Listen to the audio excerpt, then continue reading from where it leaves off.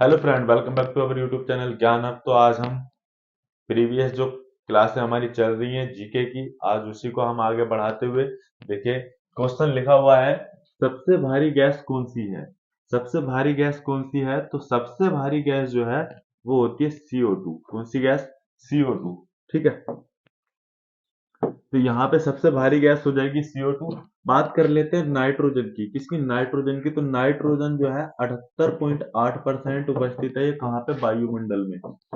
ठीक है, वायुमंडल में सर्वाधिक, सर्वाधिक। ठीक है, सर्वाधिक गैस जो पाई जाती है वो कौन सी गैस पाई जाती है? नाइट्रोजन पाई जाती है। ठीक है, और नाइट्रोजन जो है मुख्य रूप से मुख्य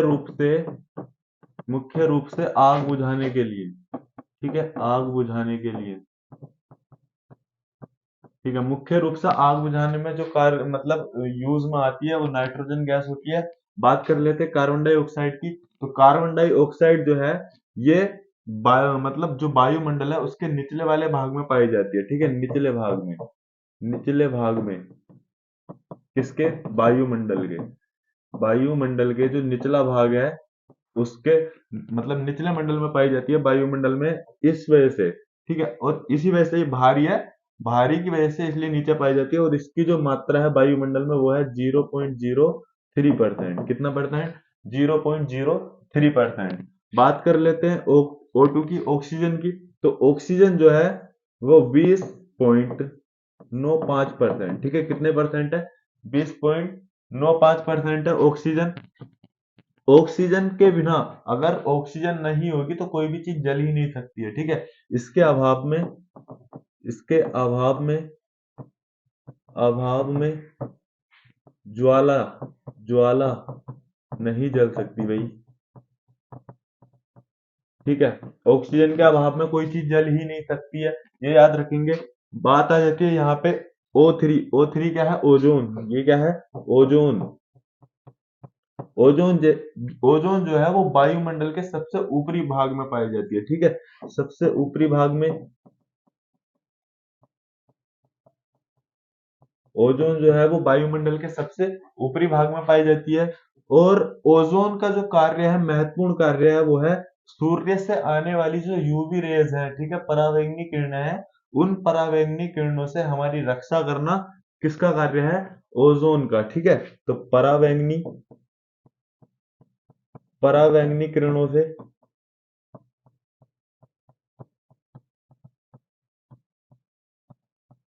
तो परावैंगनी किरणों से जो रक्षा करती है वो कौन सी गैस, मतलब कौन सी गैस? यूवी। ठीक है, तो सॉरी, ओजोन। ठीक है, तो इसका स्क्रीनशॉट लो जरा जल्दी से, स्क्रीनशॉट लो। ले लिया होगा स्क्रीनशॉट। चलिए बढ़ते हैं अगले क्वेश्चन की ओर। अगला क्वेश्चन है, निम्न में से कौन सा अभ्यारण्य अरुणाचल प्रदेश में स्थित है? कौन सा अभ्यारण्य अरुणाचल प्रदेश में स्थित है? तो अरुणाचल प्रदेश में लाली, लाली वन्यजीव अभ्यारण्य उपस्थित है। ठीक है, कौन सा? कहाँ पे? अरुणाचल प्रदेश में। अब देखिए बात आ जाती है अरुणाचल प्रदेश की। तो अरुणाचल प्रदेश से होकर गुजरती है ब्रह्मपुत्र नदी। कौन सी? ब्रह्मपुत्र नदी। कौन सी नदी होकर गुजरती है? ब्रह्मपुत्र नदी होकर गुजरती है। अब ब्रह्मपुत्र नदी के किनारे स्थित है ये, ब्रह्मपुत्र नदी के जो छोर पर स्थित है। ठीक है, छोर पर स्थित है, ब्रह्मपुत्र नदी के ये छोर पर स्थित है। ठीक है, क्या? जो लाली वन्यजीव अभ्यारण्य है वो ब्रह्मपुत्र नदी के छोर पर स्थित है। अब ये छोर पर स्थित होने की वजह से यहाँ पे एक जनजाति पाई जाती है ब्रह्मपुत्र नदी के छोर पर ही। ठीक है, वह जनजाति का एक प्रसिद्ध डांस है जो बार बार एग्जाम में पूछा जाता है, पोनग। ठीक है, पोनग डांस है, पोनग डांस है जो एक जनजाति द्वारा किया जाता है। ठीक है, पोनक डांस है जो एक जनजाति द्वारा किया जाता है, जो कहाँ रहती है? ब्रह्मपुत्र नदी के किनारे ही रहती है, जहां पे ये जो स्थित है लाली वन्यजीव अभ्यारण्य स्थित है। ठीक है, और ये मतलब ये क्वेश्चन बहुत बार एग्जाम में पूछा जा चुका है। आ जाते हैं दुधवा। दुधवा नेशनल पार्क कहाँ पर है?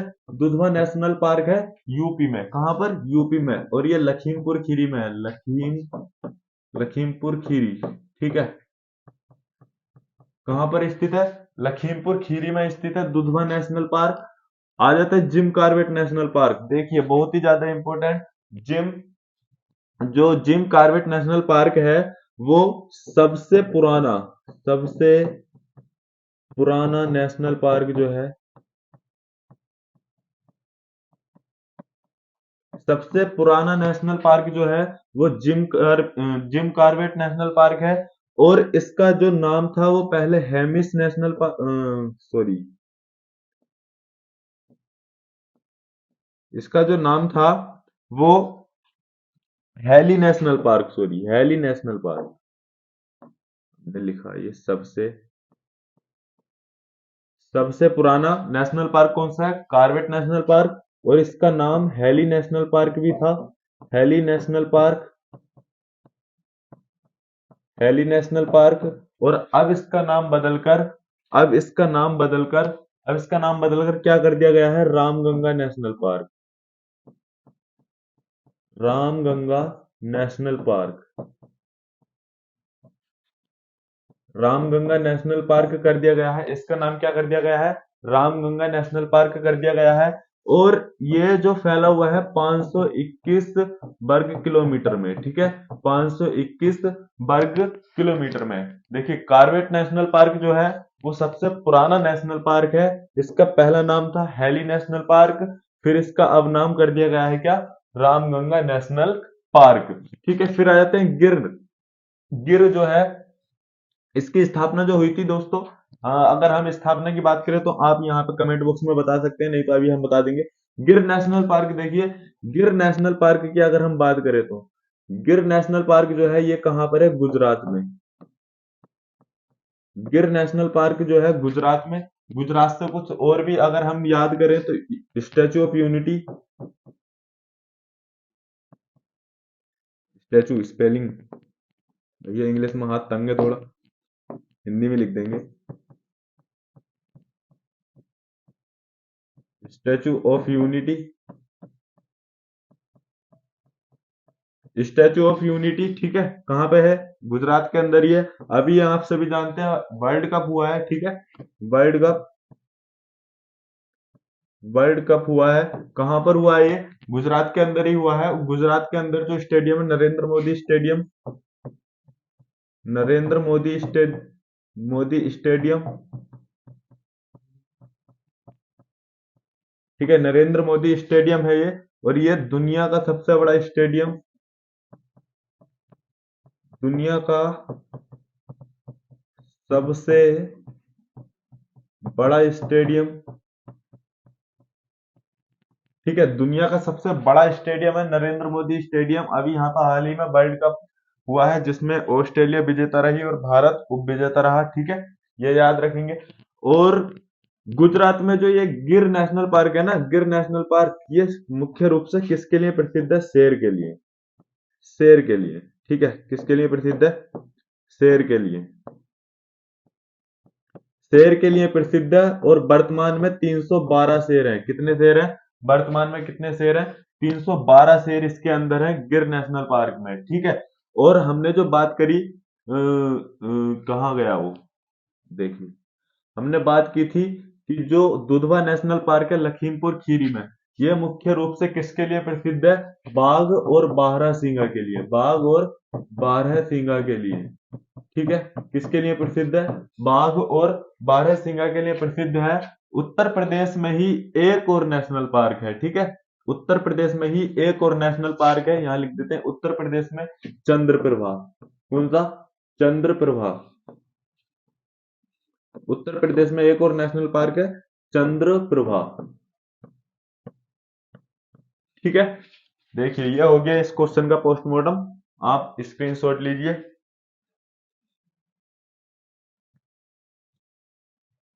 तो ये कौन से जिले में? चंदौली में है, चंदौली, ये भी लिख लेंगे। चलिए बढ़ते हैं अगले क्वेश्चन की ओर। अगला क्वेश्चन है, निम्न में से किस राज्य से कर्क रेखा नहीं गुजरती? निम्न में से किस राज्य से कर्क रेखा नहीं गुजरती है? तो कर्क रेखा, देखिए देखिए कर्क रेखा जो है, जैसे कि मान लीजिए ये पृथ्वी है। अब ये पृथ्वी, पृथ्वी ऐसी तो है नहीं, वैसे पृथ्वी कैसी है? पृथ्वी हम बनाए तो पृथ्वी इस टाइप की है, देखिए पृथ्वी इस टाइप की है। अब ये क्या बवाल बना दिए बे, है ना, ये बोलो ये क्या बवाल बना दिए। तो देखिए पृथ्वी इसी आकार की है, इसको गोल मान लिया गया है। जहां से बाहर निकली हुई है बाहर निकाल दे, जहां से अंदर है अंदर कर दिया। इस आकार को कहते हैं, पृथ्वी के इस आकार को क्या कहते हैं, जियोड। क्या कहते हैं, जियोड कहते हैं। पृथ्वी के इस आकार को कहते हैं जियोड। अब देखिए पृथ्वी के अध्ययन को आसान करने के लिए, पृथ्वी के अध्ययन को आसान करने के लिए इन पे इस प्रकार रेखाएं खींची गई और इस प्रकार रेखाएं खींची गई। ठीक है, जो इस प्रकार रेखाएं हैं उनको कहते हैं देशांतर। क्या बोलते हैं, देशांतर। और जो इस प्रकार रेखाएं हैं उनको बोलते हैं अक्षांश। क्या बोलते हैं, अक्षांश। ठीक है, अब कोई ना कोई अक्षांश तो इसके बीच से जाता होगा, इसको बोलते हैं विषुवत। विषुवत रेखा। क्या बोलते हैं, विषुवत रेखा। ठीक है, अब इस विषुवत रेखा से साढ़े, ये जो रेखाएं हैं 4 डिग्री के अंतराल पे खींची गई। कितने डिग्री, 4 डिग्री। और इस विषुवत रेखा से 23.5 डिग्री, कितने डिग्री, 23.5 डिग्री ऊपर जो रेखा है उसको कहते हैं बेटा कर्क रेखा। क्या कहते हैं, कर्क रेखा। अब ये कर्क रेखा जो है भारत के बीचों बीच से गुजरती है। ये जो कर्क रेखा है, क्योंकि भारत की स्थिति कहाँ पे, यहाँ पे लगभग। ठीक है, तो जो कर्क रेखा है वो भारत के बीचों बीच से गुजरती है और भारत के 8 राज्यों से गुजरती है।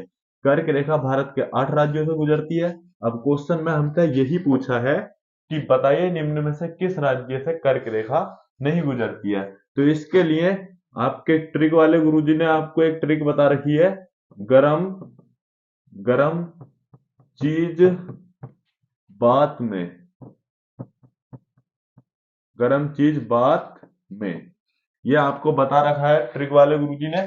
तो देखिए ये ट्रिक हम देखेंगे। तो यहां से देखिए गरम, जी आर से, यहां से हो गया गुजरात। ठीक है, क्या हो गया यहां से, गुजरात।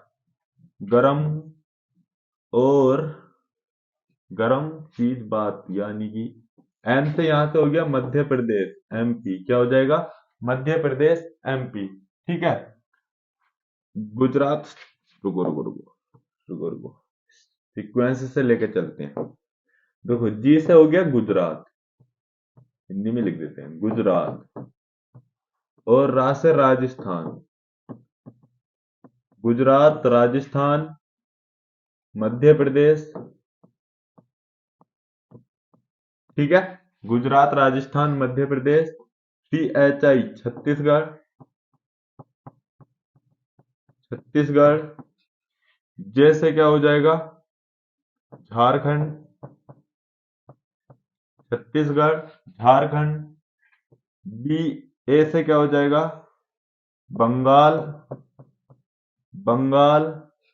टी से क्या हो जाएगा, त्रिपुरा, बंगाल, त्रिपुरा। और मी से क्या हो जाएगा, मिजोरम।